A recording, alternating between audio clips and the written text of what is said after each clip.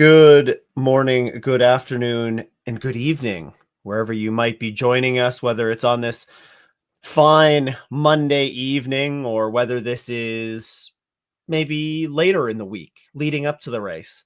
I'm Stu, once again joined as always by the one and only Aaron Pfeiffer. Aaron, how's it going tonight?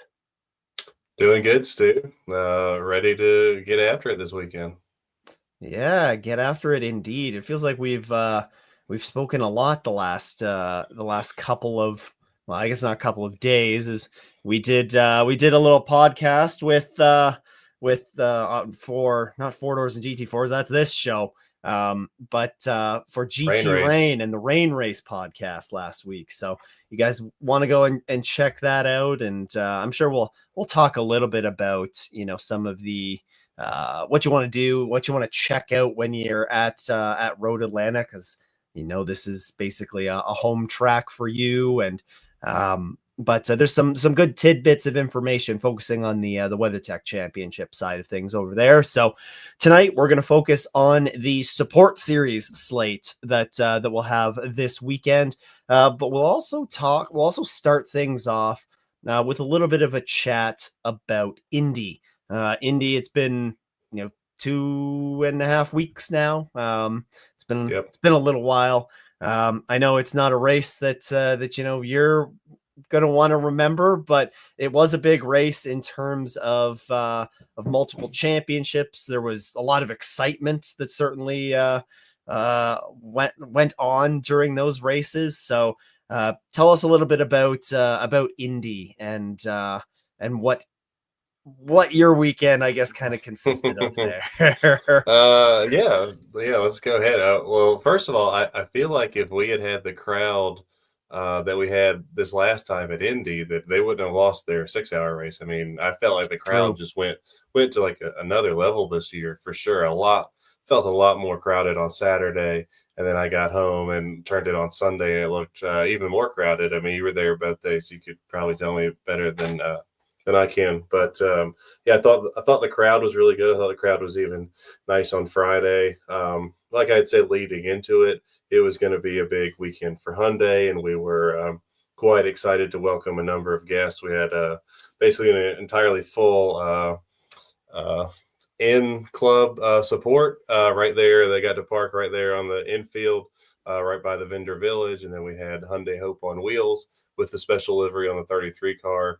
Some very special guests with some awesome and moving stories to tell us from a number of different people. And so, yeah, that was a really special weekend for Hyundai. I thought in my 2 years here with the team, that was probably like the most kind of multiple activation things that we've done in one weekend. So it was really nice.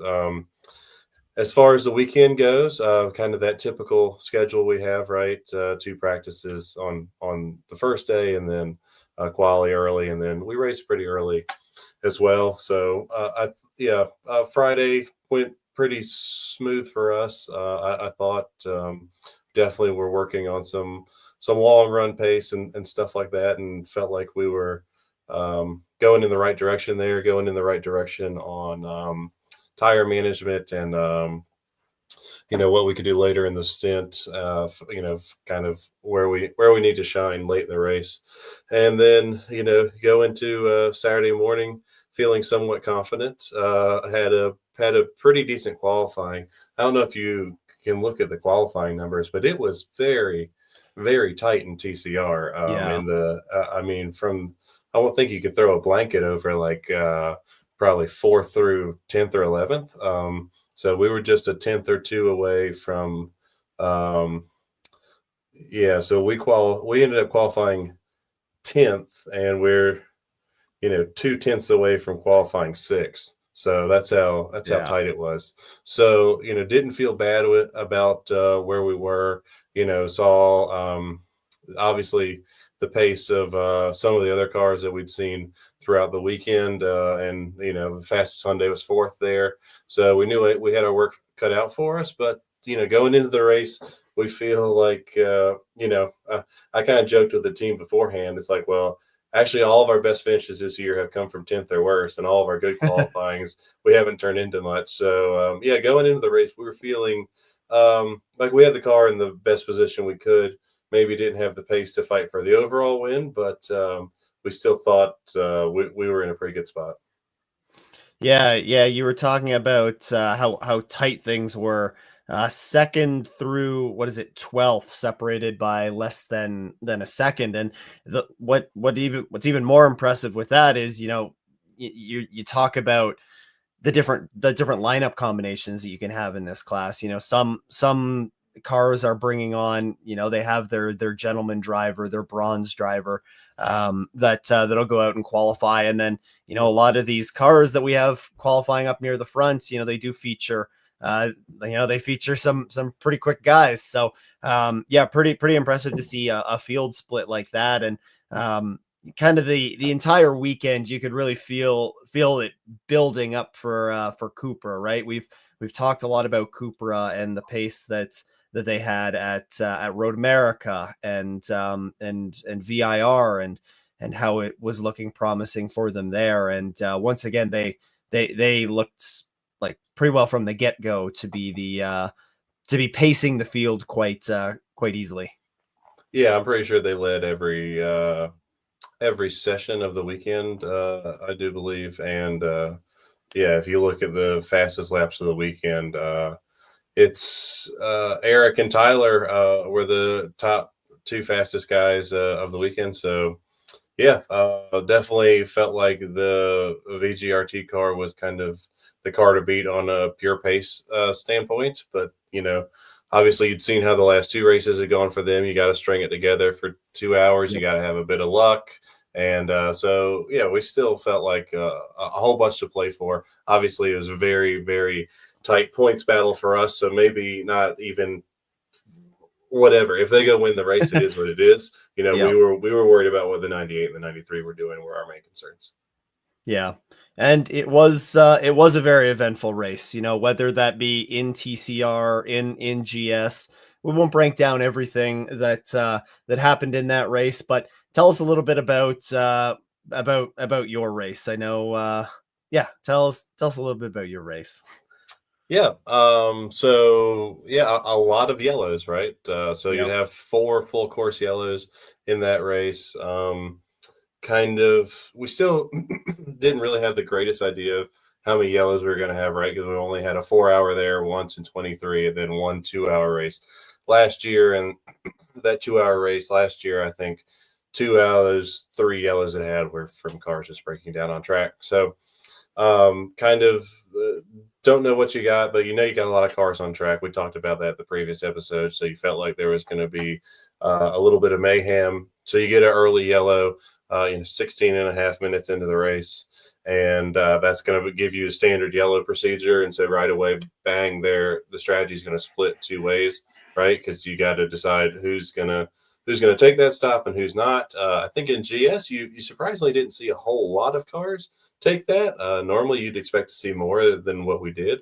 But in TCR, I think all but 5 cars would come in for that stop. You'd see some people taking tires. So some people worried about tire management already, 20 minutes into the race, only 15 minutes of green flag in. We would choose not to take tires, take fuel only. And then so you have your two strategies kind of playing out from that point on. And then it's kind of a race to your fuel number, your fuel window, your driver time. And it just so happened that another yellow would fall. Kind of been the last few races, I feel like we've had a yellow fall in the early part of that drive time window. And Yeah. so for us, that's playing perfectly into our strategy, right? Because we've short filled already, so that we know we're going to jump the cars that stayed out in front of us and didn't short fill. And I believe Preston would bring in the car 10th, and Preston did exactly what he needed to do in that race. We were just like, we have got to just stay out of trouble. We've got to keep it clean. And I think he was way back in 14th at one point after our stop. He drove it up a couple places. He didn't take any risk. He was fighting with the 37 car and really just had a couple of chances to send it on him and just played it safe, which was perfectly fine. And he brought in 10th, and we would leave fourth. And so you're going into the back half of the race. Okay, the strategy works. We Yeah. got Dennis in there on new tires, and at that point we were feeling pretty good. We had actually gotten jumped by our sister car there in the pit lane because of something different they did on strategy. So it's the whole championship's right there, right? You had the 93 in second, the 98 in third, and us in fourth, and you're like, okay, this is about to be a showstopper of a back half of a race. But something we're seeing a lot even in the first half of the race was penalties, right? Yeah. And maybe you can talk a little bit about that and how penalties kind of were some of the story throughout both major races that weekend. And obviously, we've seen since Road America kind of the effects that it's had, and the work of IMSA to try to change the driving standards and maybe call some things you haven't seen called the rest of the year.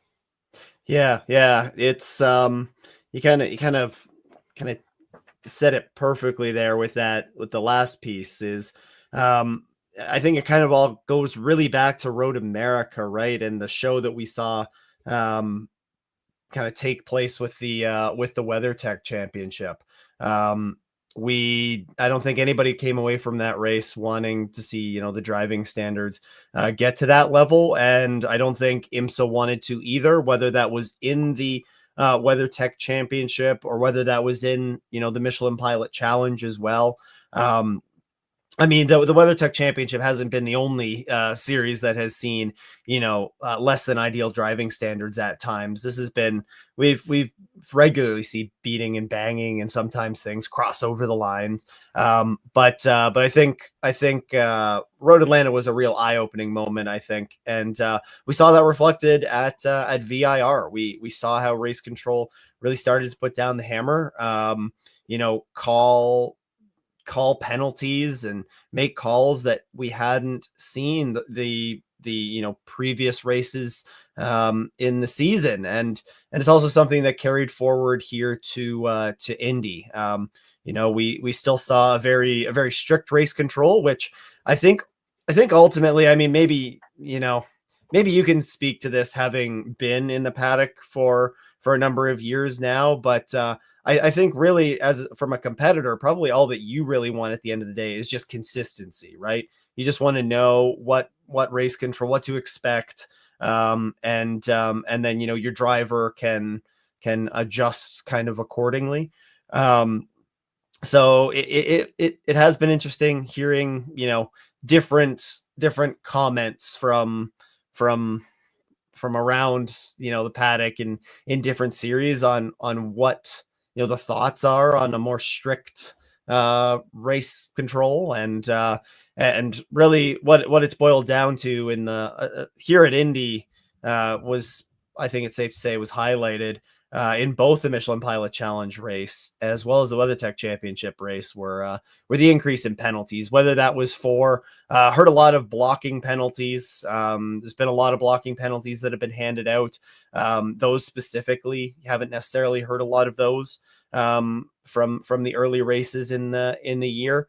And I think that's got to be a big adjustment for drivers and everybody to grasp here, as they're in the midst of everybody's in the midst of a championship battle, or just trying to go out and win one of these final couple of races. So I'm sure that's probably definitely going to be something to watch for as well as we turn the page to Road Atlanta.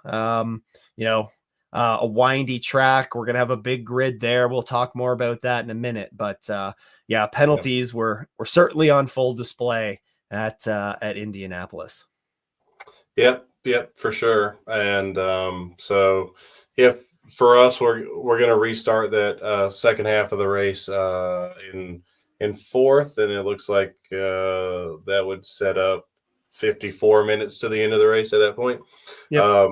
And Dennis would do an awesome job, side by side battling with our two competitors in the championship. We get past both of them, and we would be riding in second and really just kind of biding our time right there in second.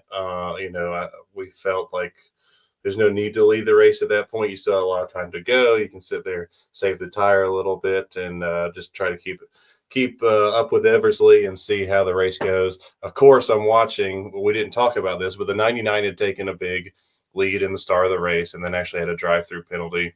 Speaking of penalties, I don't remember what theirs particularly was, but so they. I think it might have been a speeding.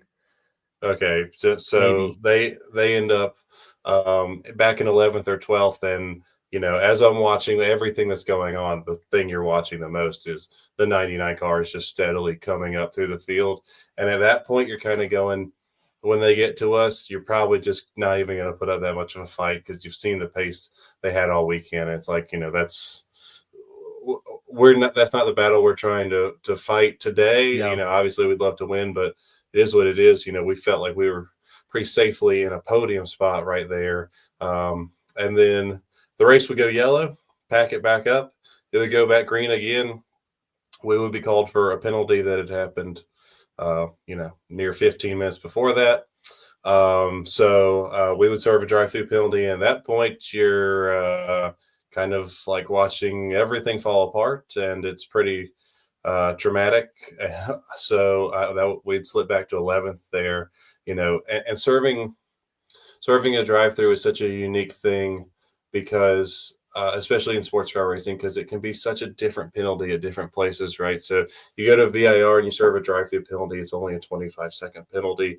You go to Indy and it's a 50-second penalty. So it's a huge blow, a lot like Road America, probably the two longest places to serve a penalty in IMSA. So at that point, we're not making a 50-second drive back through the field. You're just praying for one more yellow, and we would actually get that. And I'm failing to recall. I think it was somebody had cut a tire, correct? And I believe so. I think it was RS1 had cut the tire, right? And it leaves debris on the track. And then as it's going yellow, you'd actually have the 9 car and the 72 car run into each other. Something we hate to see, Hyundai on Hyundai violence. And so the 9 car would be stuck in the gravel, I believe it was. So Yeah. Anyway, goes yellow, lifeline for us, right? Okay, we got a lot of work cut out for us, but at least we got a chance to go fight back through the field. So goes green, 18 minutes to go, right? And it's like, okay, here, season's on the line right now. We got to go. We had a lot of cars to pass. We had I think 3 or 4 Audis right there in a row were the first thing to pass. And we end up getting by 1 per lap for the first 4 laps. And then we're sitting there in 8th. And then your championship rivals are in 3rd and 4th. And, you got to get some more on them. So trying to drive back up through the field. Next car we'd end up racing would be the Hart car. We would end up making contact with one another with 4 laps to go, 5 laps to go, something like that. And then on the last lap, the Google car would kind of send a Hail Mary and on the 5 car at the end of the straightaway, and he would miss it badly, and we would get around both of them, and we cross the line P5, and you go, wow, like our competitors are third and 4th, and it was going to be a 0-point gap between 2 of us and 10 points back to the other car. And coming to the white flag, we were called for another drive-through penalty. So we had to serve it in a post-race time penalty after, which put us right back to 11th again. So that was our day. I talked about it last time. I said, our worst finishes of the season are self-inflicted, right? They're the 2 times we had penalties.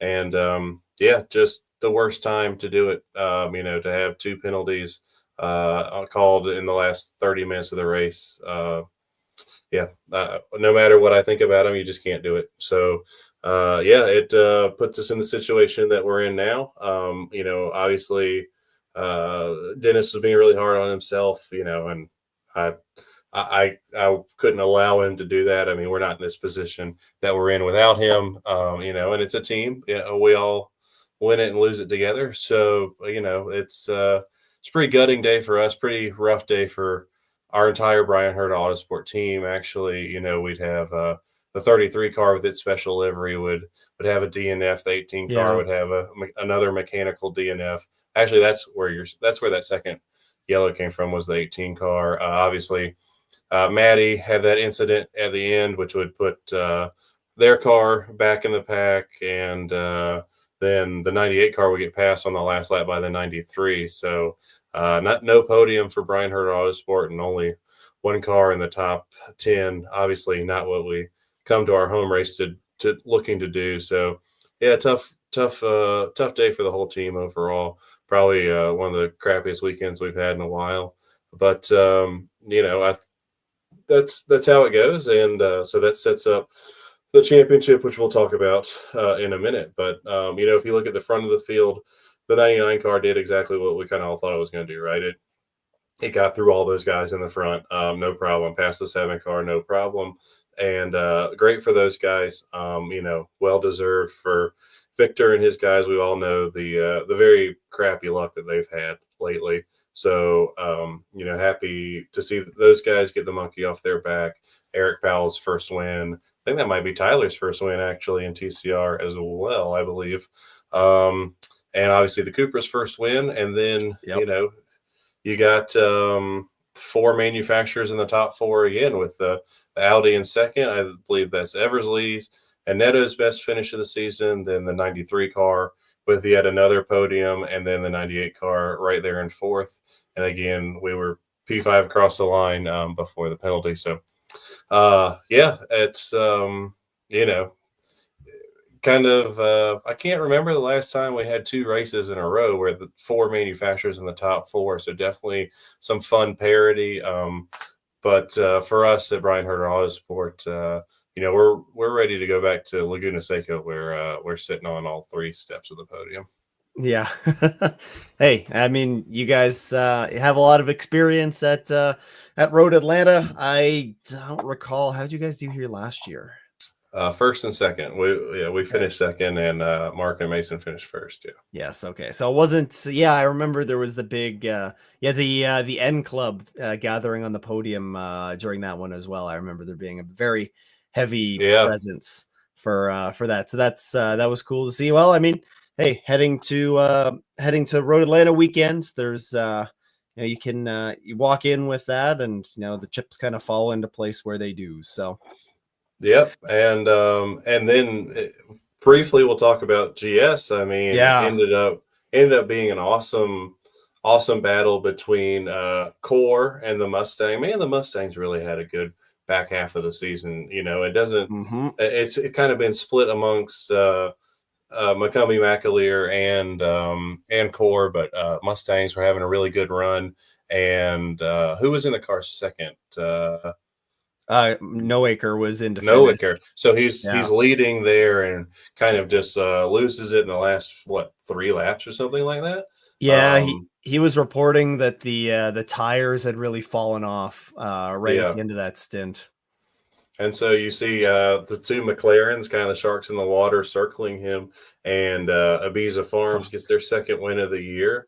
Talk about like up and down year for those guys. It's either like feast or famine for them. It's either checkers or wreckers. And then Motorsports in Action, their only appearance the entire year is come to Indy, knock in a second place, and say, casually, we'll see you next time. And a very nice livery on that car. I thought that was a sharp looking McLaren. So yeah, and then Rebel Rock there in fourth, and that was Rebel Rock's kind of been very quiet this year, right? Where's our Robin Lindell drive through the fields? We really haven't seen it much, and we haven't seen the Aston have the season like it did last year as well. And then as we talked about, man, 19th place finish for the points leader RS1 with a cut tire. They went into the race, with a chance to secure the championship. I believe they were running top 5 when they had the puncture. So you almost like put a bow on it. We're done, and then a cut tire. Stu, I don't know. Did they cut the tire from contact, or was it just a puncture? I do not recall, honestly. Yeah, I can't recall. So a tough one for them, but their main championship rivals are really not able to fully capitalize because they would finish Yeah. fifth and seventh. So we'll talk about the points in a second. But overall, I probably would call that probably the best Indy race. I mean, well, I really enjoyed the 4 hour, obviously, but I'm Yeah. very biased. You said it was dark and you couldn't tell what the cars were doing, but I thought it was really good racing. But yeah, I thought that was a really good race.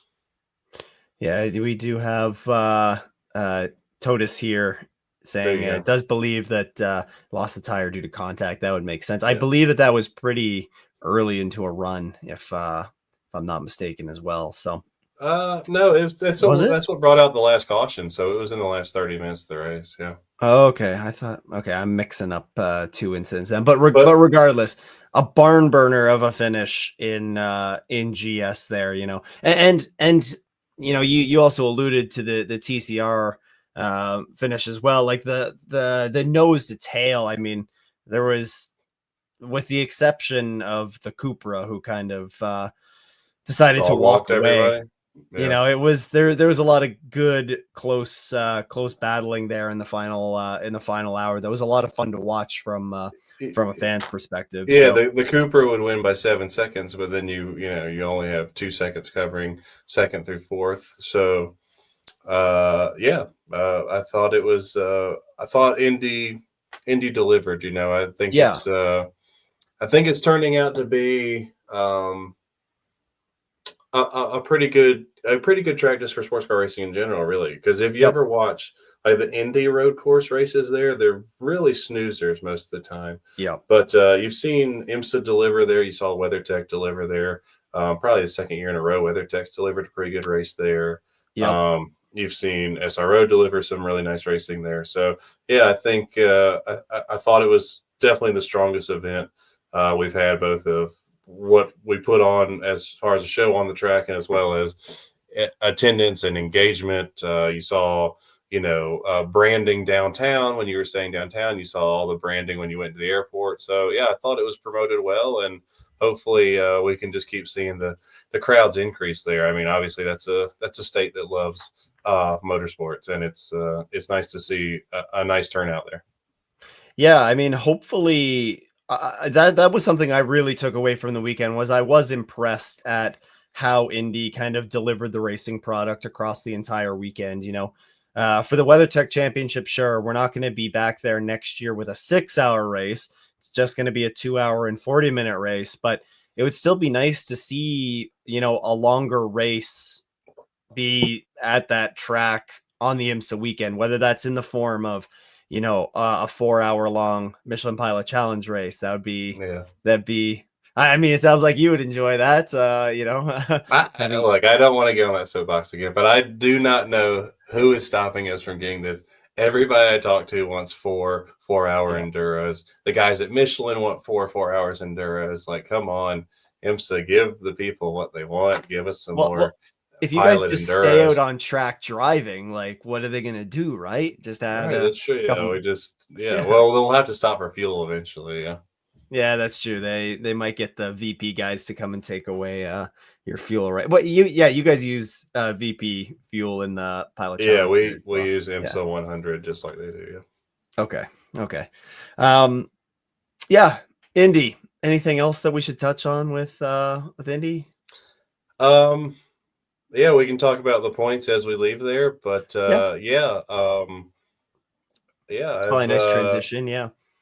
I mean, yeah, it's I thought I could go the whole year without like a race that would haunt me and cause me to lose sleep, and wrong.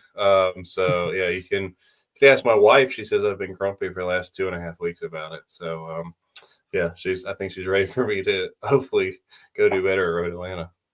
Yeah, go out and crush a nice victory at Road Atlanta, and Yeah, let the pieces fall where they may, right? yeah. Speaking of letting the pieces fall where they may, and the championship scenarios that we have going in there. So this is a good kind of transition point here from Indy to Road Atlanta. We'll start off with the GS class. It's going to be a it's a large grid in GS, as we've come to expect. 27 entries. That does mean that there's a potential 310 point swing across there, which is huge. A bad day could kill your championship hopes truly in a grand way here, and really open the door for some of these cars that are lurking. So the number 28 RS1 Porsche leads here with 2,470 points. It's a 100-point gap to the number 31 Carbon with Peregrine Racing BMW, and 120 points back to the number 13 Macumbi McAleer Racing Ford. In order for the number 28 to clinch the championship, they need to finish 6th or better. So need to have a pretty solid finish there in GS. But as we've seen, there are a lot of very competitive entries in the GS class, and it's Road Atlanta. So a lot of things can happen very, very quickly. It's a challenging track, and nothing is a guarantee here. So even though 100 points seems like a lot, that's we're still gonna have to keep an eye on that GS championship, and it's a heck of a lot closer than I think anybody thought it was going to be after the points gap that we saw heading into Indy. On the manufacturer side of things, it's also extremely close. It's actually far closer than the team's championship here. Porsche and BMW are separated by just 20 points. So essentially, if BMW goes out and wins this race, then they will take that. They'll take that championship. The tiebreaker is also very close between Porsche and BMW. I was looking at, so that's going to be a very fun battle to watch between Porsche and BMW, but you also can't rule out Ford. Ford are only 50 points back in this battle. So if we see, Porsche and BMW's kind of struggling a little bit, and if this turns out to be a strong track for that Mustang, then we could have a very interesting battle here in GS. After, like I said, we've talked about this over the summer, like, it didn't look like this GS championship was going to be that close. No, absolutely not. And something I found really interesting when looking at this, so we have 3 manufacturers that have not won this year, including Aston Martin, which is last year's champion. Their best finish is second, it looks like, at Laguna Seca would be the only time they even finished second this year. And then, of course, Mercedes, but Mercedes only has one car in the field, which is crazy considering 2-3 years ago they had a ton of them in the field, and it's such a proven GT4 platform, and really SRO only has like 2 of them in there as well, so kind of crazy.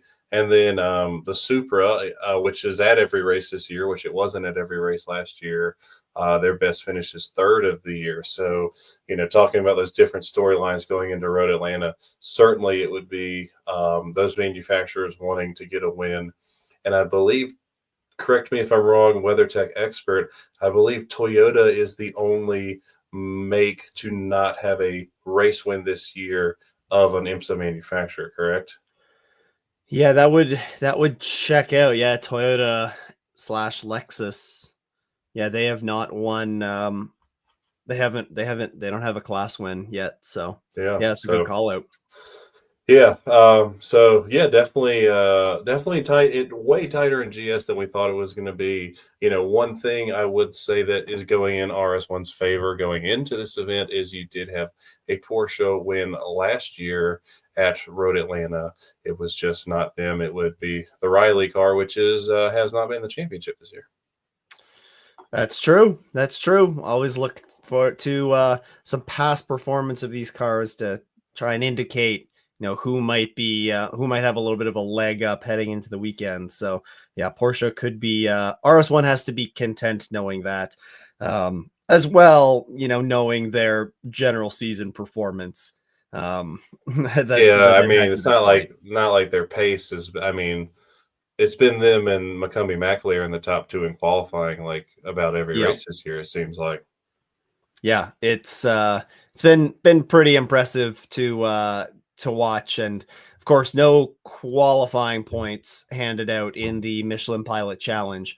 But when you're talking about a grid of, what did I say, 27 GS cars, That's a as good many as we had at Daytona, which is like just wild. awesome. I mean, to have the car count that we have going in the last race of the season is awesome and kind of unheard of, really. I mean, we kind of always talk about how you're kind of like picking up the pieces of what's left, and especially like at VIR, and then I mean, Indy kind of draws some people that don't always come, and then Road Atlanta does. But yeah, to have this car count, which we'll talk about in a second, it's just awesome and really Yeah. exciting. And the TCR car count has been so steady as well this year, which is great to Yeah. see. Yeah, we had conversations about that, heading into this race last year, and how I think what was there? There was only was there 13 that I think we had 12 cars and only 11 would start. Yeah, because we So dropped yeah, one.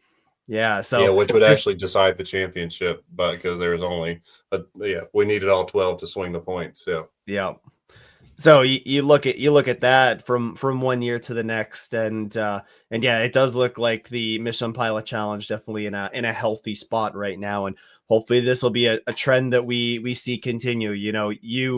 We've kind of talked about over the course of this season, seeing the manufacturer diversity, not only in TCR but also in the GS class, and hopefully we'll see that continue here as we not that long before we cross over into 2026, but don't need to jump that gun yet.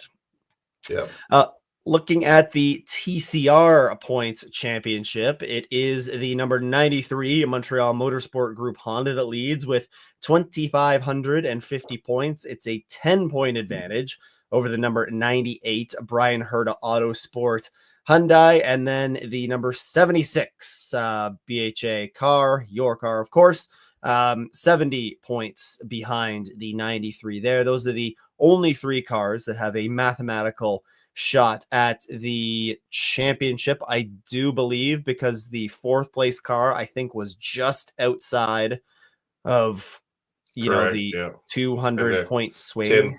10 points out. Yeah. Yeah. Yeah, So and end of race 9, first time a Hyundai is not leading the championship this year. First time a car, not the 98 or the 76, is leading the championship this year. Obviously, first time MMG's ever led the championship in their 2 seasons. Obviously, for them, a pretty good time to start. yeah. So, we'll talk about it more in a minute. But yeah, definitely some scenarios where a lot of things could happen. But for them, I mean, you got one's got to finish in front of the other one for sure, and that can normally lead to some very interesting stuff. It does, and I was digging into some of the tiebreakers for this. I do believe that MMG holds the tiebreaker with the 98 right now, based on number of 3rd place finishes. Yes, So yeah, and no one has won more than 2 races this year. So if anyone yeah. was to win any of those 3, they would hold the tiebreakers as well. Also, I think all 3 of us have 1 second place finish. So, Yep, you do. If no one won and you were second, you'd also grab the tiebreakers for other people. So, yeah, some interesting stuff. And yeah, I mean, we've only had, if you look at this points championship, 18 entries this year in TCR, but we've never had less than 15 cars in the field. So just real consistency throughout the entire season. Really, the only ones that are kind of you're not seeing a lot of is like the Baker car adding the second car later on in the year. The Rockwells missed I think 2 events this year. Hart doing his normal thing. Goo that missed those couple of races this year, and then the 31 car missed a couple of races this year, but and then of course you had Roadshagger come for its 1 farewell race there. But yeah, I mean, just a super consistent championship. No reason to talk about the manufacturers championship. You would have to have 7 Hyundais not start the race for anyone to have a chance to win that one. And if that happens, then I think the fix was in. Yeah. Yeah. Somebody definitely snuck into some trucks at night Yeah. and did some handiwork. So, Yeah. um, yeah, the championship breakdowns. There you go for the season ending round here, the 2-hour season ending round at Road Atlanta. But let's talk about the racing and what we can expect this weekend. We've kind of alluded to it a little bit, a big grid here. Looking at the entry list for the Fox Factory 120, which will get underway on Friday. 27 GS cars and 16 TCR cars. So some healthy grids. Anything stand out to you as you were looking at the entry list? So there's nothing crazy like, oh, we haven't seen that car all season. It's really just the culmination of cars that we have seen in and out all season, really basically all coming back. The only car that we're really missing is the car that just got second in Indianapolis, which is the Motorsports in Action, which will only run one race all year. So Yep. way to come in and get a trophy and be done with it for the year. That's not a bad way to do it. Yeah, so you see like the 4 car for Carbon coming back. That's a car that hasn't been there all year, in and out. The 89X Motorsports car, that's an Aston Martin we've seen come and go. You see AR Motorsports. You see the return of JDC Miller, who was gone for a couple of races. I know that they were testing last week there at Road Atlanta as well. So working on getting that Porsche GT4 dialed in there. Copeland, their 3rd race in a row. Kingpin, I know that's the home track for Kingpin Racing. I think they're based out of right there around Braselton, and they do a lot of WRL and the GT4. So they're there. So, and then all your normal guys that you're used to seeing, CSM with all their cars, CSM with an announcement today that they're doubling down on their love of the Porsche platform and going to be running cars in the Porsche Carrera Cup next year as well. Okay. So that's a team that you've really seen expand Yeah. lately. Kind of coming from 1 car last year to 3 cars this year to 2 championships next year. So that's they'll have the new Porsche Cup car there for them. And then in TCR is kind of what you would expect. So I learned why the 31 car wasn't there. I said it was a wedding, right? It would actually be Luke Rumberg, the driver's wedding, is why they missed. So congrats to him and his new wife on their wedding. I don't know why a race car driver plans a wedding on a race weekend, but we'd have to ask. I have a feeling he didn't plan that. Yeah, we'll have to have Luke on the show and have him explain how he missed his race after his win to go get married. So we'll see those guys back, and then we see Hart drop off.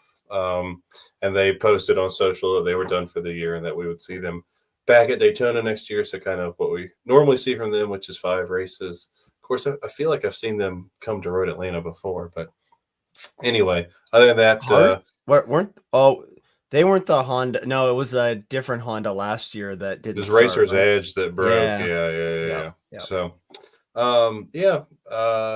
it's a very solid 16 car field, and no real changes. Kind of everybody the same as far as driver lineups. Even the cars that have changed drivers some this year seem very consistent. So, 43 cars around Road Atlanta is crowded. It is a crowded pit lane on the tower. I believe they call it the tower paddock, not the support paddock when you're talking about Road Atlanta. But I think we only have 20-foot long pit boxes, which is like Daytona type tight. So and it's a hill too, right? Like is it a pretty steep hill on pits on that side? Yeah, so it is a challenging pit lane in the fact that it is not level, and you grab the pit limiter and then go down a hill. So it's something Mm, that, as an engineer and as your data engineer, you're really looking at. You'll see a lot of pit lane speeding penalties called in practice from guys trying to push their pit limiter up to the edge as far as they can. But normally at Road Atlanta, you have to back it down. Depending on what car you're in, how much you can adjust the pit lane speed limiter. Like in the GT3 car on the Corvette, for instance, we could change it by zero point 0.1 kilometer per hour and kind of really dial it in. On a TCR car and a GT4 car, it's normally like half a kilometer per hour is your most adjustment you can make. So yeah, you'll see people toying with that, and you almost always see somebody get the penalty in the race that didn't get it dialed in on during the two practice sessions. So yeah, a challenging, definitely a different pit lane to have to blast down the hill, back up the hill, slam it right in a very tight turn, and then grab the lane speed limiter, all doing all that at the same time. Yeah. yeah, it definitely. I mean, as somebody who's never driven a car like that or anything, it looks challenging Yeah. from my my little And armchair not perspective. and not and under a green flag condition, definitely True. you want to be pushing, but that's a very dirty part of the racetrack, right? I mean, that's not the cleanest part of the racetrack to be pushing, and there's definitely not room for error. So yeah, more tricky than you would think it is. Also, where the pit lane entry closed light is pretty challenging for both of those pit entrances actually. So yeah, it's definitely some unique challenges that Road Atlanta presents. Imagine the guys that are doing both pilot and Oh yeah. WeatherTech, and you have to get used to going in like don't forget which car you're in and go into the wrong pit lane. Yeah, that would not turn out well. You do that during the WeatherTech Championship race, and there's going to be a stage there to kind of greet you. So Oh yeah, so they can. I was at Road Atlanta somewhat recently, and they completely torn out the old podium on the oh inside of the really? track altogether. It's not there anymore. So I guess either they're going to rebuild it for something bigger, or they're going to just always do what they're doing now, which is kind of having a temporary one. And I know they did like the stage on the back of the tractor trailer last year. Yeah. What? So is that? Wait, you're saying the one that got tore out was the one When that? you went up, I guess you'd never been there before. Maybe it wasn't there last year and I missed it. But there used to be the podium for um, I Petite think was basically on the inside of turn 12 at the yes, very end of the paddock. Yeah. yes. Yeah. Yeah, I can't It's, remember if it's there not was there still. anymore. Yeah, I can't remember if there was still remnants of it there last year because that's kind of where they put the business center. Was right down Yeah. there last year, It's kind of always very blocking it. crowded there because False Grid's there as well. Yeah. Yeah. When I was with Triarcy, like we were way down there and like just trying to get your car out to False Grid was such a pain because, of all the cars that would be stacked up there. Yeah, I had to pull up the track map, but yeah. So actually, as you crest the hill there and you go under the bridge, immediately to driver's left is your pit close light, and Okay. you only have a few feet to either go down the hill this way or take the turn. So Yeah. definitely a challenging one there. And then the one in WeatherTech is just as challenging actually because you'd already be slowed down before you saw the light. So yeah, Yep. definitely not the easiest pit in and out, and then pit out you're basically coming right into the fast lane of turn one and getting spit right out of the exit of turn one as everyone coming full speed. So yeah, definitely not the easiest in and out of pit lane. Not at all. Not at all. Sounds like watching at home or watching at the track, pit lane is going to be one to keep an eye on here in this race. There is there was one thing on the entry list that I wanted to point out in the GS class, and that's that you'll recall the core motorsport car that we saw at Indy that ended up finishing third with was it Robert Noaker and Cameron McLeod. Yeah. There has been a driver, I mean, both of the drivers have been changed ahead of this race. It's going to be Sam Paley, who was in that car earlier this year, and Nick Persing, who are going to be making up the driver lineup for this race. I don't recall if they had a win together early in the year, but I do remember at least Sam having some strong runs. So that we've talked about the Mustangs being fairly strong across the season. That should be a strong entry there in GS to keep an eye out for. Yep. But yeah, continuing to sort of focus on Road Atlanta here. Bit of I mean, a completely different track than what we just saw, unfold at Indy. Of course, Indy, flat as a pancake, and then we come here to Petit Le Mans. It's a roller coaster. It's narrow. There's a ton of traffic. There's a lot that you're gonna have to deal with. So, what kind of challenges? What are the challenges that Road Atlanta present to you, especially compared to a track coming from a track like Indy? Yeah, just like 100% more elevation change than Indy had, obviously. I mean, I think Indy you might change 3 feet of elevation. You're gonna change like 6 stories of elevation out of one turn to another at Road Atlanta. So yeah, definitely kind of a unique track. I mean, kind of got some Mosport elements to it, kind of got some Road America elements to it, if you're thinking of like setup wise and stuff like that. Quick lap, a really quick lap, only a minute 28-second lap in a TCR car. So it's coming at you fast. Obviously, you have to have a car that is quick in loaded turns, because that's just so much of this track, right? You have a huge load into 12, a huge load into 1, down to the compression of 5. You have 6, which, as you saw last year, is way more cambered than it ever looks on TV. Yep. And then you have to have a car that can launch well out of 7, and then have a very, very long run. And then it's a car that it's a track that can challenge you just in almost every way, right? You have to have this huge brake zone going into turn 10, and a car that's kind of nimble through those turns. So yeah, it's definitely there's a reason why you see so many teams go and test at Road Atlanta, because it's definitely a more challenging track. It's definitely a track where the setup can play a big part of it. We're coming off of Indy, where we felt like the car was really, really good on setup, maybe the best we've had it on setup in a long time. And you're like, oh, well, that's great, but kind of throw half that stuff out the window, right? So, luckily for us, we have a lot of laps at Indy. As a team on the 76 car, we did a 2-day test there a couple of years ago.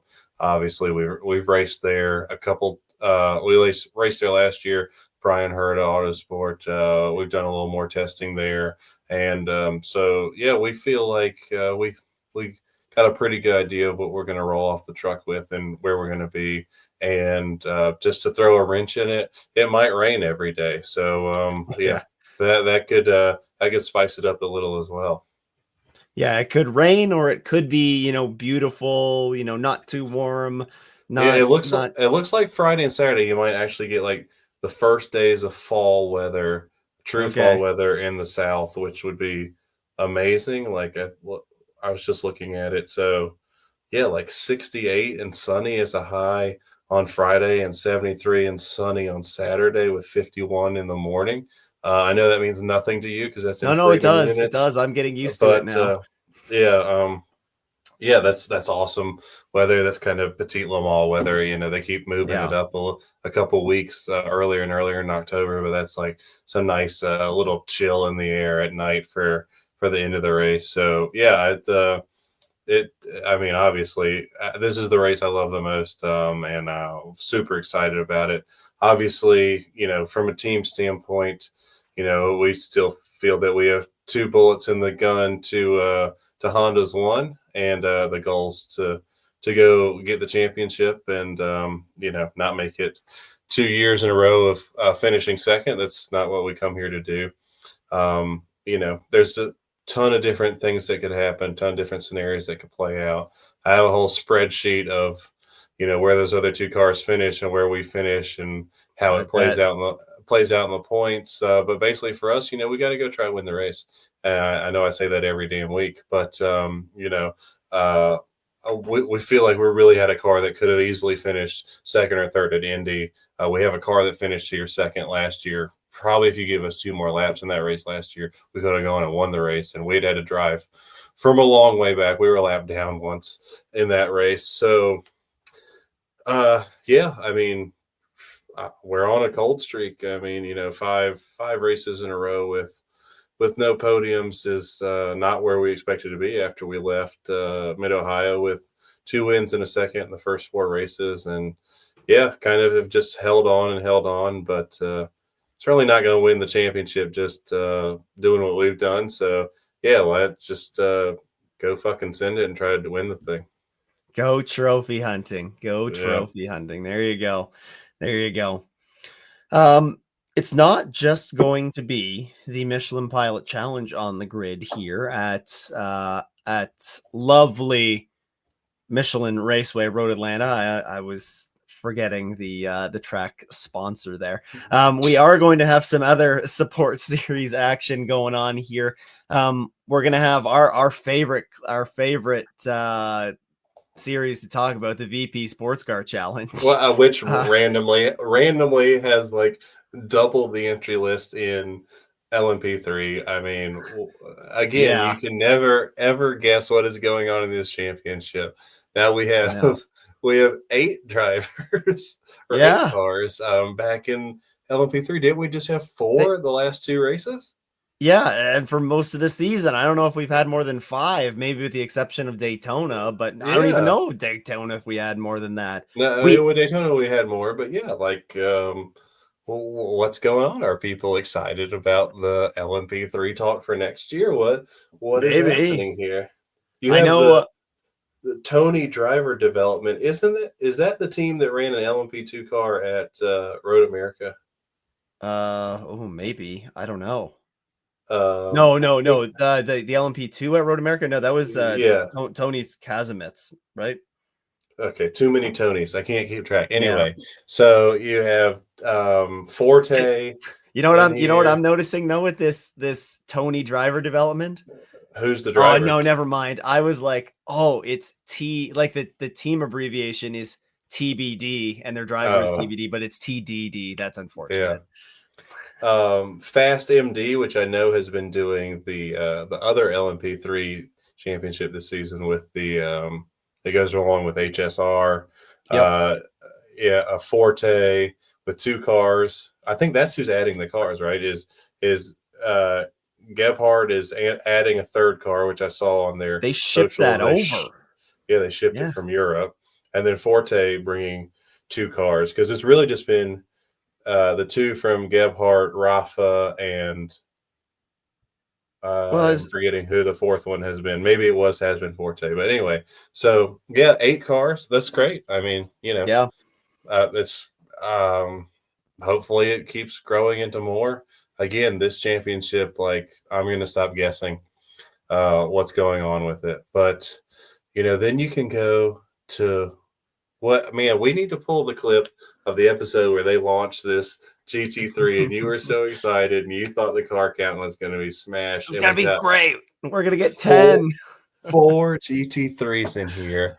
I believe only 3 of them have been in the championship all year, which is Samantha Tan, Adam Edelson, and Jake Walker. Right? I don't think Wright's been in it for the whole year. I'll pull up the points, but actually I already have the points pulled up for us. Kyle Washington has not been in it this year, correct? With GMG? No, well, Kyle Washington has done a couple of races, but he has. You've seen him do full season in SRO this year. In two different championships in SRO in this 911 GT3R. I'm incorrect. Adam has raced in every race in this championship. Adelson, so and Jake Walker has too, correct? Yep. Oh well, yeah. Adam, Jake, Samantha Tan, and Vin Barletta have been in all of them. Which he isn't in this one. Is there no Turner? Oh, there's no Turner car in this one. Yeah. No. Jake Walker's in the Turner car, but there's no Ben Barletta in the. On but field. I think he usually is in another Turner car, isn't he? Have they usually done 2? I don't remember. I'm not sure, but anyway, sad, sad. I do not understand what's going on in this thing. Um, Yep. interesting. Be interesting to see what some of these like. I know we had AJ Musson here, right? And then he ends up going with Triarci on their endurance program. So okay, that Yeah. explains where one guy goes, but still, yeah. Yeah, watch the battle for the Bronze Cup there with the two of them. But if you scroll down here to GSX, 13 cars, it's okay. For some reason, well, I said earlier that the Super hadn't won anything in IMSA, but obviously it's won a ton in this class. True. So yeah. It's kind of been the dominant car in this class, right? Yep. It So has yeah, with Rafa. yeah, so you kind of see the cars you're used to, and then you see Kingpin, who the local team we talked about with bringing two cars here, and then you see Thunder Bunny Racing with the BMW M4 GT4 Yep. with a TBD. So that would be a new car to IMSA. Would be Thunder Bunny Racing, correct? Oh, yeah. Well, not new. I can't remember the driver's name. But she competed in MX5 Cup, I think, 2 years ago Yes, under but I the thought Thunder she'd been Bunny in. name. I thought she'd been only in SRO this year, but maybe Yeah, I I'm think wrong. I But think you're right. Yeah, I think maybe yeah, has only been in SRO this year. Yeah. yeah, and that's a local team to me. They're based out of Greenville, South Carolina. Thunder Bunny Racing. Okay. So yeah, but they've never offered me a job anyway. Yeah, so 25 cars total in VP Challenge. I'm I still am not even interested in the championship. I got to tell you, like it's just what is I think going on it's with this thing. It's pretty much all decided, I think, anyway. But yeah. yeah, um, kind of just maybe we'll see what shows up at Daytona next year. But gotta be gotta be a head scratcher. And obviously, we know that IMSA is not pleased with it because they're making the changes to it for next year, which we talked about on last episode. Yeah. Yeah, all of these championships are virtually locked up. They won't be official until after the first race, which kind of also played out last year.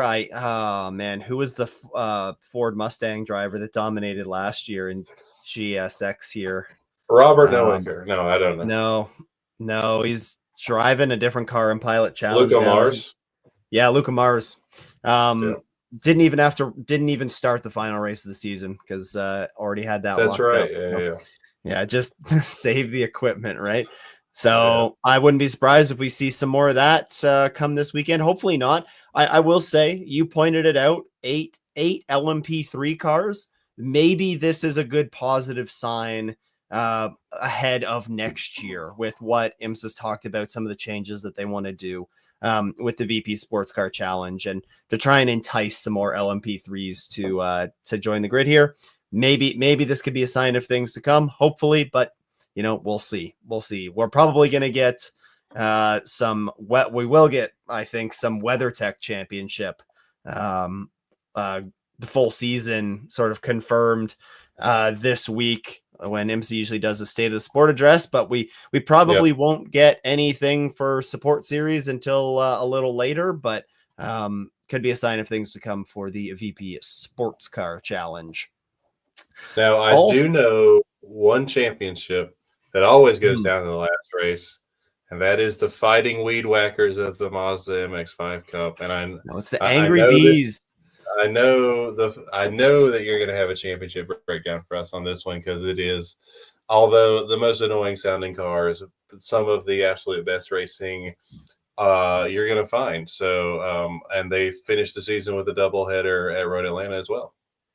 Yes, they do, and it is a three-way fight for the championship here. You do have Jeremy Fletcher that leads the way with 3,180 points. That is just 50 points ahead of the second place car of Nathan Nicholson, and then Tyler Gonzalez is sitting there in third. He's 150 points back. So you do have a two-time champion in fourth as well, in Jared Thomas, but Jared unfortunately had a season-killing round at VIR, only picking up 80 points across the 2 races. So Jared has been, if not officially eliminated from championship contention, is going to be eliminated probably after race 1. So we have a 3-way fight. We've seen Road Atlanta produce some incredible finishes across many of the championships, but really in particular in MX5 Cup.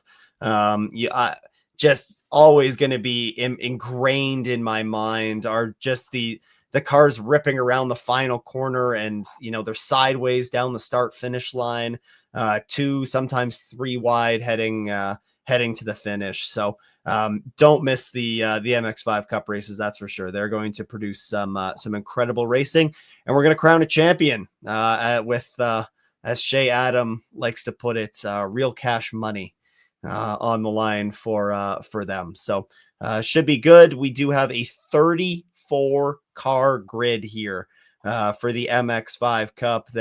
Which means somebody's getting 10 points, which, looking back at last round, would have been Jared Thomas was one of those guys. Jared Thomas and Sally Mott had 10 points each. So yeah, talk about that's tough. And if memory serves me correctly, wasn't Jeremy Fletcher the leader of this championship last year going into the last weekend of the year and then lost it?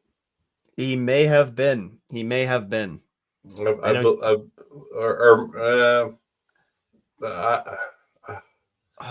don't. I know. Fletcher won. Didn't Fletcher? He won at last year at Road Atlanta, but Wagner won. It might have been the last race though. Yeah. Because it was it Wagner that won the championship last year? I think because he's not racing. It was Wagner won it last year. Yeah, because he became the second repeat winner of the championship. I think. Joining Jared. So yeah. So who you got your money on, Mr. MX5 expert? Oh man, it's tough. It's going to be hard to go against what Jeremy Fletcher's been doing lately. Picked up both of the wins at VIR, at a second place finish at CTMP to that. 2 podiums at Mid Ohio. He's come on very, very strong here in recent weeks. So, but look at line 3, Tyler Gonzalez, and all those wins, and then 2 last place finishes. Just like, oh man, like he should be dog walking these guys. But even you have Fletcher there with only 30 points at Barber in a round. So who's been kind of consistent right there is Nathan Nicholson all through that. I don't see a single win up there on the board for him, but just like solid 3rd, 4th, 5th there for Nicholson. So I think it's only his 2nd year in this championship. So I mean that should be good. And then you see the race for the top female driver as well. Looks like Sally Mott's got that pretty easily, it looks like. Yeah, Sally's had a number of solid runs this year. So but I will say, there's there's no indicator here, unfortunately, on the entry list, like compared to some bronze, when the Bronze Cup or whatever is there. We don't have an easy quick count for how many females are going to be on the grid, but there's been some healthy representation and some healthy battles that have gone on there throughout this season. So hopefully we'll see some more good battling there as we wrap up that season. Yeah, what is that? 51 different drivers taking place in that championship this year. Yeah, that's awesome. That's wild. Well, I guess 51. You're right, because there's a couple of those that intended to start and just didn't. So. Yeah. I don't know what's going on there. So, that's and talk. I mean, I need to look at the schedule, but I believe you can see all 3 of those championships decided on Friday at Road Atlanta, and then you can see some WeatherTech qualifying after that. But so you have VP first thing, and then MX5 after that, Porsche Carrera Cup after that, and then Pilot Challenge after that. So Thursday, Friday, Saturday, just 3 awesome days at the racetrack for sure. Every year at Road Atlanta. Night practice on Thursday, of course, awesome as well. But the final one would be the Porsche Carrera Cup, which this will not be the deciding race for them, as they will have a very hectic 2 weeks here, as they will pack their trucks and take them straight to Coda after this to go be in support of Formula One. But I believe we have a pretty solid entry list over there as well, don't we? Yeah, it's not huge. It's 29 cars across the 3 classes, but really the big one to watch here is that pro class, 17 entries. That championship battle has really started to heat up after Indy, as Ryan Yardley picked up 2 second place finishes there, and Riley Dickinson, who was leading that championship just by a couple of points, but he's now dropped 10 points behind Ryan Yardley. So so Riley's going to be looking to charge hard and try and make up some of those lost points from Indy. Yep, for sure. And then JP Martinez really dominating the Pro-Am ACI shout out right there. And Scott Blind is, I'm pretty sure he's already won the bronze championship. He's going to lap that championship is what he's going to do. Yeah. Good stuff from all those guys. Boy, you want to talk about a wild race, was the Porsche Carrera Cup race 1 at Indy. If you haven't watched that is we can skip through about half of it because it's under full course yellow, but it's true. So some wild stuff going on in that one. Yeah, we did have some wild other support series races at Indy. There was the fire in Super Trofeo as well down the front straightaway. That was really a scary incident, I think. And probably everybody was a little bit more tense after the fiery Lamborghini crash that we saw back at VIR in the WeatherTech Championship race. So driver walked away, everything was good there, but a scary one. And yeah, as you're kind of alluding to, like the Porsche Carrera Cup races were pretty crazy as well. And we saw some new drivers that were, really strong in this race. Not new drivers to the championship, but maybe a couple of drivers that had some real breakout performances. You had Zach Vanier that picked up his first win in the Porsche Carrera Cup North America in race 1. And then you also had Aaron Johnson, who picked up a race win in race 2 and also had a podium in race 1. So some good efforts there from some, again, not new names to the championship, but new names to see at the top of the podium. So this could be a really fun weekend here with, Ryan Yardley and Riley Dickinson going for the championship. And then, some of those newer names that are in the hunt as well. And if you've followed this championship for the last few years, this is a championship where normally 1 to 2 guys wins every single race in the pro class, and there's 7 different winners across 12 rounds so far this year. So way more diversity than we've seen in the past here. We've kind of seen, like Kai Van Berlo or whoever it was just go in there and kind of curb stomp everybody in this championship before. A lot of different winners across here, and it's very interesting what happens this weekend and what that means for Yardley and Dickinson. And if you keep track of another championship, there's Riley Dickinson's in contest for 2 championships. They're racing on the same weekend in 2 different places in 2 weeks. So some decisions to be made there as well. Oh, that would be interesting. Yeah, to watch, see how that unfolds. Yep. So, great racing all across the weekend for sure coming up. Absolutely. And then something happens on Saturday too. Yeah, something happens on Saturday, but nobody cares about that, right? Who cares? Yeah, nobody cares about that.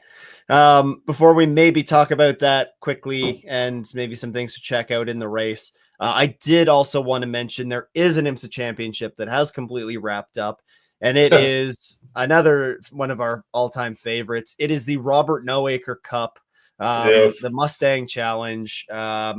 Robert Noaker completed the season sweep, and when I say sweep, it's literally swept everything. Fastest in every practice, every qualifying, won every race, got every fastest lap you could imagine. You know, That is so crazy to not only win every race, get pole every race, but never even be off in one practice session for 12 rounds at 6 different tracks. It's truly astonishing, yes. And he in won, yeah. Uh, Dev, Devin Anderson, no one talks about, would finish second in that championship this year. And oh, I'm wild. sorry.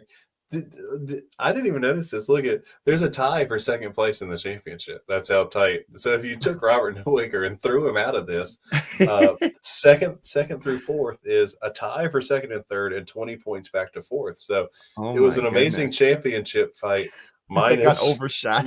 minus Robert, who scored maximum points. And hold on, let me do this math. Would win by 1,390 points the championship. Yikes. That's he has 33% more points than the next closest car. That's wild. That's Yeah. wild.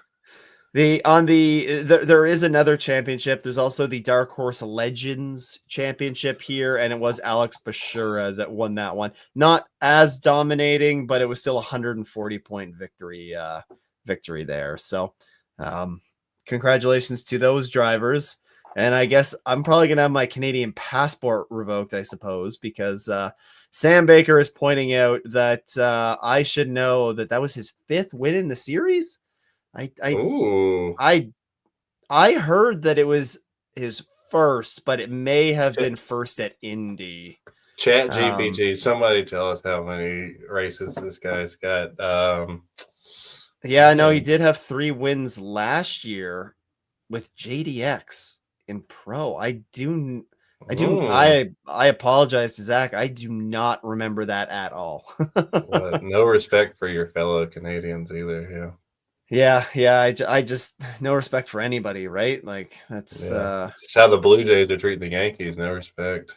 I was at that game on Yeah, Sunday. we all saw That that you were at the game. Okay, yes.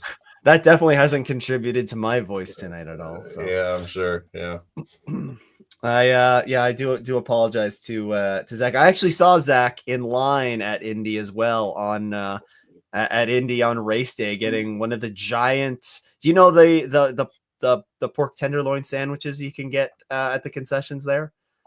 I do not know. They are like the size of your head. Okay. They are ginormous, and they were a pretty popular item. So I Oh, did. nice. I saw Zach celebrating a big win earlier in the weekend, maybe with a pork tenderloin sandwich. So, I will but say that I had to ride to pick up a rental golf cart at Indy, and it was on the outside of the back straightaway.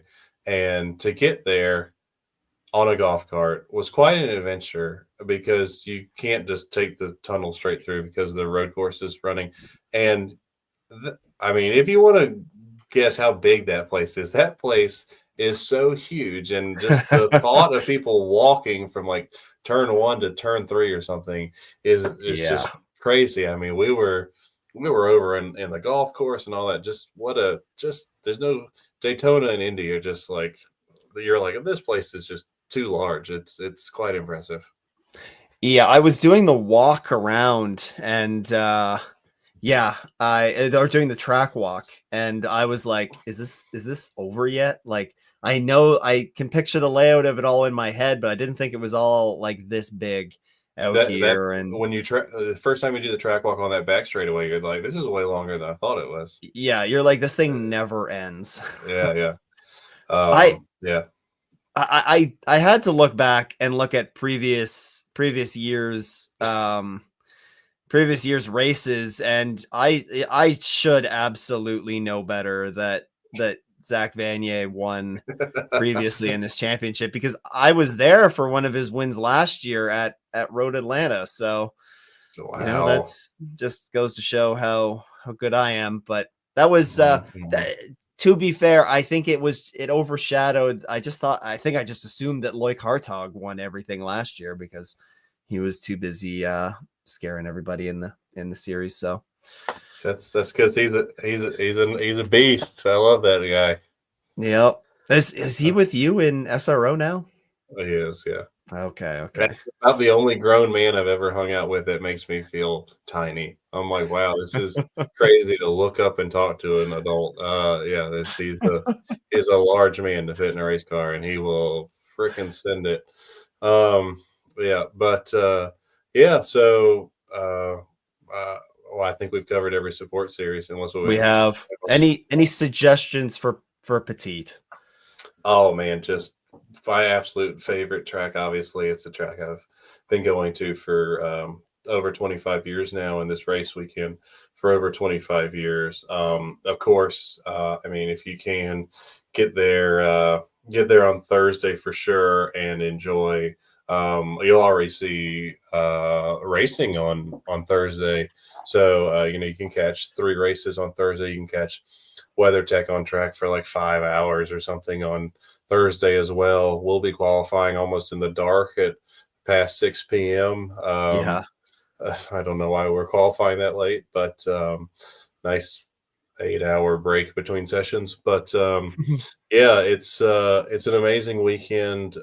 For sure, bring your worst tennis shoes, obviously, because you'll just be Yeah. covered in red clay, especially if it's raining. Um, you know, a super spectator friendly track minus the elevation change, I would say. Wouldn't you agree, Stu? I mean, other Yep. than the fact that you're going to have to walk up a hill at one point or another during the day. I mean, you can see every turn on the track. It's in the infield. You can literally see every turn on the track besides the bottom of the S's for a second. So yeah, I mean, go if you're there on Saturday. I mean, I've said it before, but turn 6 and 7 are my absolute favorite places to be at night. And then make sure you get away from 6 and 7 before the end of the race, so you're not trapped in the track for 3 hours afterwards. Yeah. Yeah, but yeah, for us, I mean, this is always such an interesting weekend because it's for sure the most emotional weekend you're going to have of the year. I mean, the season is coming to an end, and no matter what happens, things are going to change in the off season, right? Probably not all your crew is going to be in there next year. Somebody's going to move on to something else. Drivers are maybe not knowing where the next ride's going to come. You have so many teams trying to accomplish so many different things, right? You have teams, of course, you have a few teams trying to fight for a championship. You have teams trying to end the season on a high note. You have teams that have just had seasons to forget and they just want to flush it and end the season with a single trophy. And, those you get to see all that play out. Honestly, if you want to see like a very emotional Friday and probably many grown men crying and having all different emotions, and come to the support paddock on Friday and see 3 different championships get wrapped up in a matter of just a few hours. But yeah, that's what makes part of what makes this weekend great. And like I said, I think you're going to see a lot of different motives from a lot of different teams. And, I talked about it before last year. We had a run of just crap for 3 races going into this race last year. Finished second at Road Atlanta, felt going into the offseason feeling good. And that led us to the springboard, which I thought was the first half of our season this year. For us, of course, we really, quite frankly, need that same kind of thing this year. We're kind of in a rut right now. And fortunate enough to still be fighting for a championship.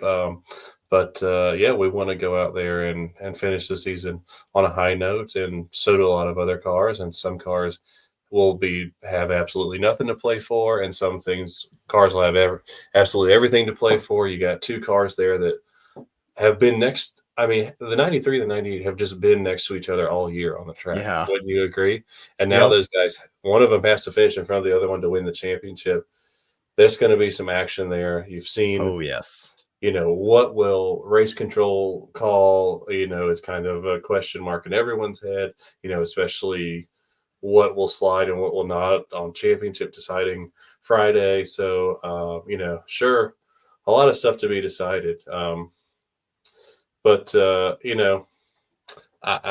I'm excited about it, and it's exciting and sad because then you're like, well, now I'm out of IMSA for a few months, so what am I going to do next? But yeah, we're excited to get after it. Like I said, it's been a rough couple weeks for us, and ready to flush it and ready to put it behind and go finish it on a strong note. And we got to answer Sam's question before we go, but yeah. Yeah, it's gonna be a good weekend, and whoever's gonna be at the track. Again, I say it every time, but go bug Aaron, and Go bug me in my 8-hour break on Thursday. There you go. Sam, of course, we will do a postseason wrap up where you can't get rid of us that easy. And then we always lie and say we're going to do interviews and stuff during the off season, then never do. So yeah, you get that too. Well, I mean, we did have we had somebody on for the first time this year with Sam. Sam on, just somebody. My brain right now is a little foggy, so you and Canadian drivers today, you're just forgetting all of it. Yeah, my Canadian drivers are just all nobodies today. So yeah. Yes, and you can go bug Sam in the paddock as well. Canadians are somewhat friendly, so yeah, catch him in the paddock. I think that's all that we're bumping up against an hour and a half tonight. That's a long one. I can't believe that my voice is held up for this. So that's a positive. Any closing thoughts heading into the weekend?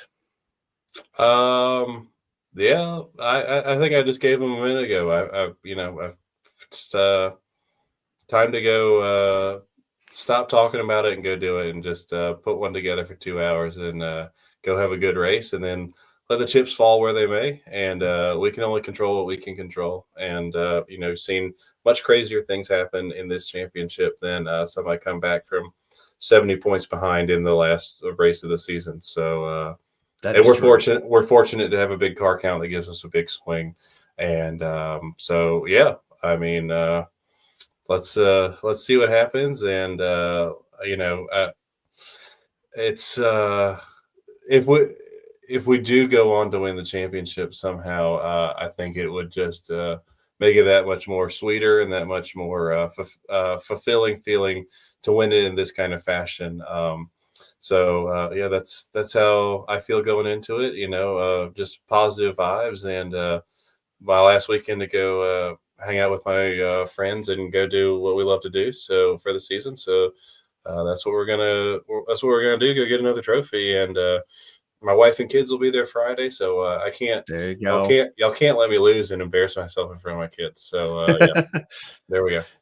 There you go. You had a podium trip last year, and hopefully I'll be back on there this year. So good luck this weekend.